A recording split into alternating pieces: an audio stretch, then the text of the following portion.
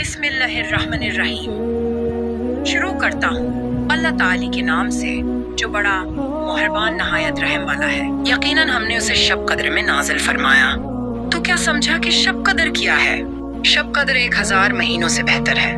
اس میں ہر کام کے سر انجام دینے کو اپنے رب کے حکم سے فرشتے اور روح جبرائیل اترتے ہیں۔ یہ رات سراسر سلامتی کی ہوتی ہے اور فجر کے طلوع ہونے تک رہتی ہے۔ یقیناً ہم نے اسے شب قدر میں نازل فرمایا۔ تو کیا سمجھا کہ شب قدر کیا ہے؟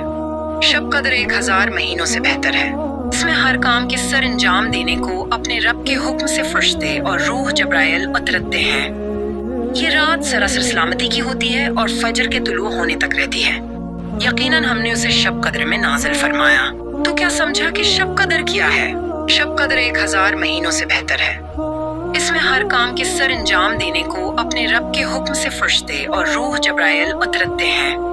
یہ رات سراسر سلامتی کی ہوتی ہے اور فجر کے طلوع ہونے تک رہتی ہے۔ یقیناً ہم نے اسے شب قدر میں نازل فرمایا۔ کیا سمجھا کہ شب قدر کیا ہے؟ شب قدر 1000 مہینوں سے بہتر ہے۔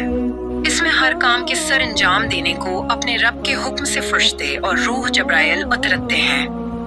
یہ رات سراسر سلامتی کی ہوتی ہے اور فجر کے طلوع ہونے تک رہتی ہے۔